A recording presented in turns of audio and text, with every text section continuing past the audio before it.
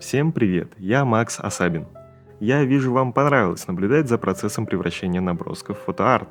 Что ж, сегодня мы окунемся в мою фэнтези-вселенную. Нарисуем это и превратим в это. А попутно я расскажу что-то, что может быть полезным. Ну, знаете, там, перспектива всякая, отражение. Сам арт я решил сделать как часть небольшой серии в рамках одной вселенной. Я давно хотел сделать что-то такое, чтобы можно было поставить несколько работ рядом, и они органично смотрелись вместе. Пока что есть мысли о 3 работах, и видео будет о каждой из них. Да, кстати, вы заметили?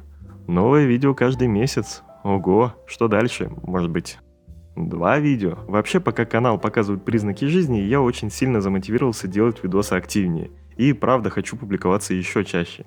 И если вы хотите поддержать меня в этом, таких простых вещей, как лайк и коммент, будет более чем достаточно. Ну, поставил? Пока я делал этот арт, я без перерыва вдохновлялся всякими игровыми саундтреками. Легендарной в этом плане я считаю музыку из Обливиона. В какой-то момент, когда я не мог набраться сил закончить работу, она прям вытолкнула меня на творческий настрой.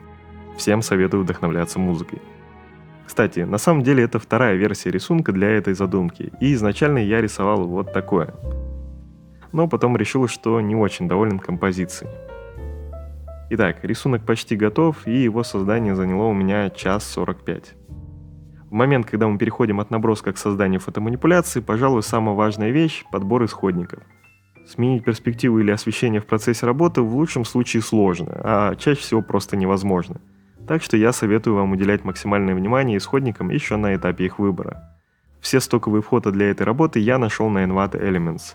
Для проектов такой сложности часто приходится использовать несколько десятков исходников. Именно поэтому важно, что, оформив подписку Envato Elements, вы получаете не просто какое-то количество фотографий в месяц, а безграничный доступ к любым элементам из 56 миллионов ресурсов. А это, кстати, не только фото, но и стоковые видео, музыка, саунд-эффекты, шрифты, шаблоны графики и многое другое. Есть даже рендеры 3D-моделей, которые можно скачать в нужном ракурсе. Все это в рамках лишь одной подписки. Все лицензируется для коммерческого использования лишь парой кликов. И лицензия для выбранных проектов сохраняется даже после отмены подписки. А если вы оформите сразу годовую подписку, получите 50% скидку, и она обойдется всего в $16,5 в месяц. Обязательно переходите по ссылке в описании и ознакомьтесь с предложением, которое действительно может быть очень полезным для вашей работы. Процесс поиска исходников занял в общей сложности около 4 часов. Примерно. И я начинаю собирать по кускам пейзаж, чаще всего делая обтравку через микширование каналов. Напомню его краткую суть. Мы анализируем, какие каналы превалируют в участке, которые нужно убрать, и в участке, которые нужно оставить, и стараемся с умом разделить их по разным сторонам. В воде у нас больше синего канала, а в траве зеленого и красного.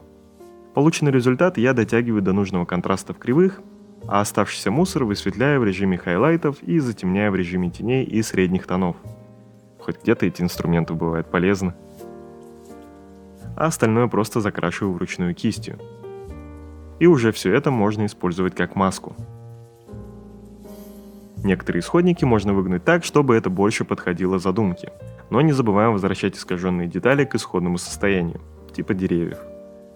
Речку и отражение я добавляю достаточно аккуратно, как будто я не заменю это все потом 3D-рендером. Дальше я раскидываю нужные куски из всего собранного материала, местами более дотошно следуя наброску, а местами отступая от него. Располагаю я все приблизительно, пока что не особо уделяя внимания совмещению всех этих кусочков. Достаточно убедиться, что они в целом ложатся в перспективу и не мозолят глаза. И первым участком, над которым я начинаю детальную работу, становится этот скалистый обрыв. Он находится на достаточно важной для взгляда точке, и ему нужно уделить внимание.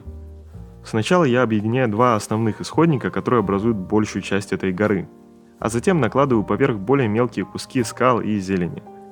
И спрятав их под черную маску, я проявляю их в нужных местах, как бы рисуя ими.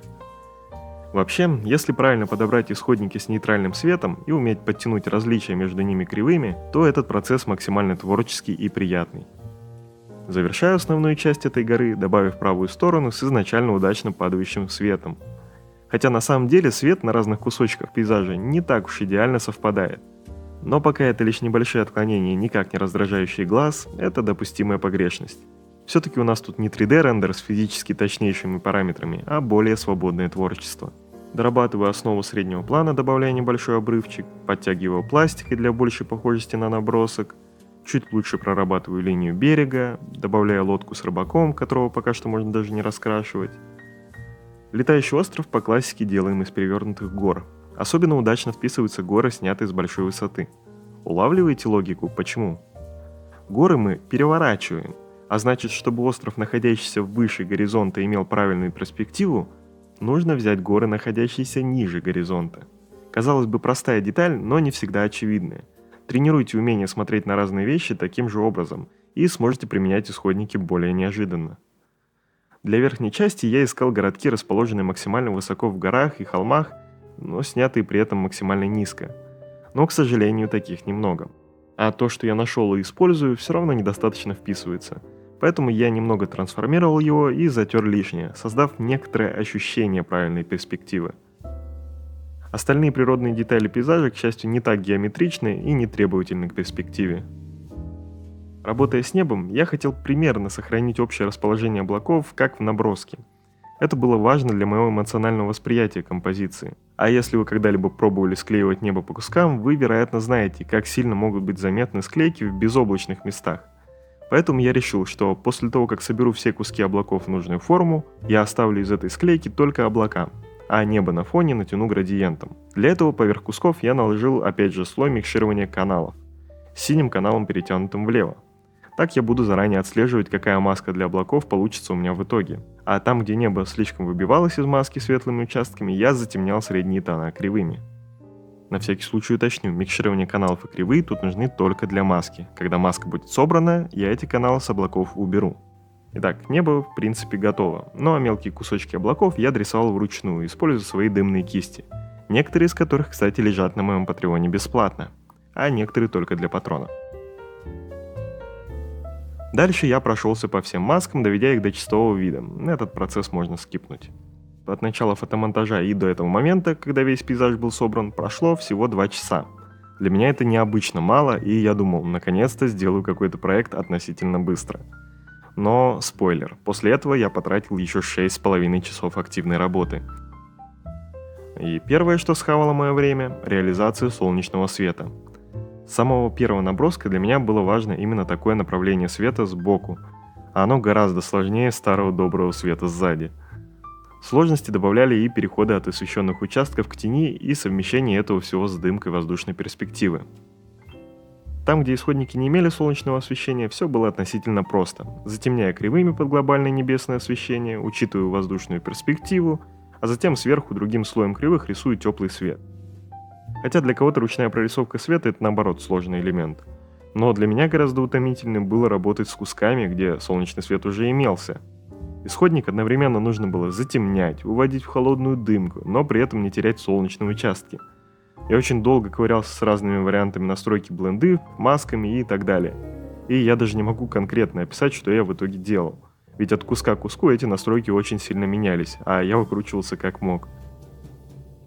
Я даже не буду добавлять кусок записи, где я долго работал над первыми вариантами подсветки летающего острова, потому что в итоге я их снес, а самым лучшим и очевидно простым вариантом стало найти более удачные исходники с подсвеченной горой. Дальше я чуть аккуратнее правлю перспективу пейзажа на острове и параллельно работаю над цветом. Окутывающие облака дорисовываю вручную. Можно было в принципе вырезать облака наподобие того, что я делал в начале, но по моим наблюдениям так плотно выглядят только огромные массивы, находящиеся высоко, далеко и на фоне голубого неба.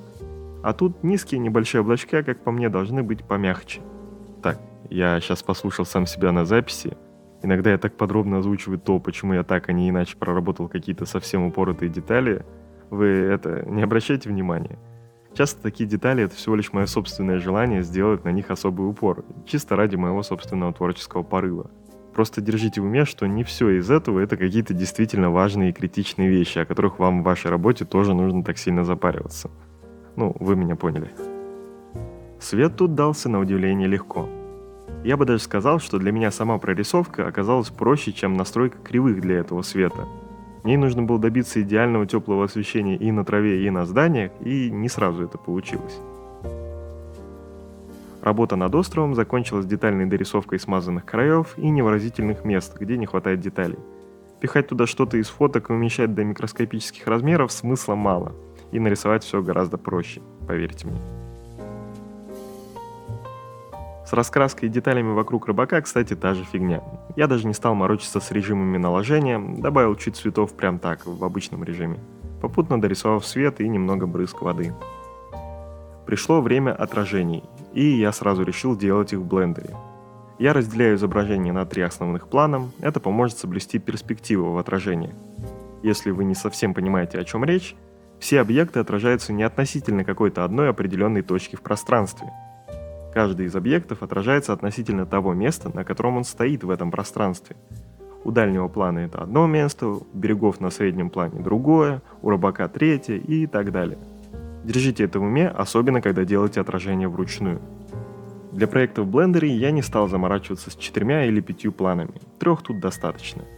Я расставляю 3 плоскости на разном расстоянии от камеры и к шейдеру каждой плоскости цепляю нужное изображение в каналы Emission и Alpha. По понятным причинам плоскости одинакового размера уменьшаются с перспективой, поэтому более дальние я увеличиваю так, чтобы они стали равны размеру кадра. Теперь добавляю горизонтальную плоскость для воды и использую ноду Bump. В нее можно воткнуть любую ноду с текстурой шума. Я делаю микс из нескольких нод, чтобы разнообразить рельеф воды, но это совсем не обязательно. Все это подключаем как карту нормалей.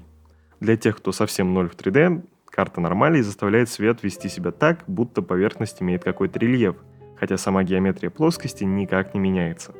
Можно, конечно, сделать и реальное искажение геометрии модификаторами Displace или Ocean, но в данном случае это даст совсем немного разницы, а вот для компа это испытание ого-го.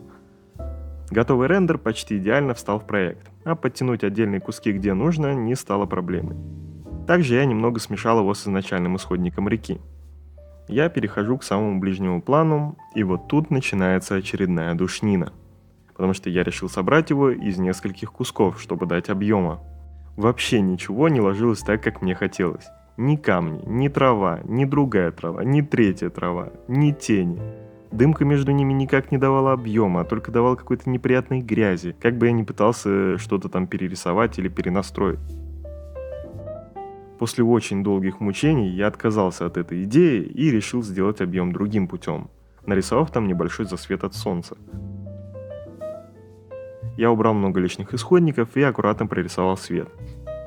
И теперь получилось хоть что-то, что мне понравилось. После этого я добавил птичек как предвестников того, что работа вроде как близится к концу. Сколько там у меня занял оставшийся процесс? Я даже не могу сказать конкретно, что я вообще там делал еще 2,5 часа. Все было как в тумане. Как в тумане, ну вы поняли, да? Я тянул туда-сюда финальный цветокор, потому что меня не устраивал общий вид. Я дорисовывал вручную облачка, туманчик и прочее, потому что меня не устраивали мелкие детали. Сильно поменял линию берега, чтобы приблизить композицию ближе к исходному наброску. Я снова накидывал в финальный цветокор кривые с разными настройками, чтобы приблизить работу к наброску еще и по цветам. Но нужно понимать, что цвета, которые работают в рисунке, не всегда работают в реалистичной фотоманипуляции. Естественно, от моих правок к берегу у меня поехал еще и весь нарисованный свет. Его тоже пришлось исправлять. А потом я решил его еще и доработать более аккуратной прорисовкой. А потом еще и мелкими деталями. А потом снова доработать детали в остальных частях. А потом снова облака. В общем, вы поняли, что к этому моменту я задушился до предела. Чему нас учит этот урок? Правки и доработки — это хорошо, но иногда нужно уметь отпускать работу и не смотреть на нее как на цель для бесконечного совершенствования. Усвоили? Я, наверное, да. Не знаю, к сожалению или к счастью, я обнаружил, что абсолютно забыл добавить цепи, удерживающие остров. Тут мне нужен был релакс, и я решил просто нарисовать их с нуля. После этого я разве что еще пару раз без записи возвращался к проекту и крутил настройки цветокора, но в целом работа готова. Спасибо за просмотр. Если понравилось, можете поставить лайк.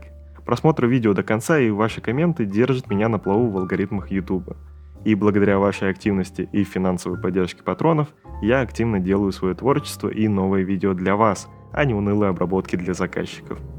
На моем патреоне, кстати, скорее всего уже лежит PSD-файл этой работы, а на днях появится и видео полного 8-часового процесса. Ну ладно, я пошел. Пока.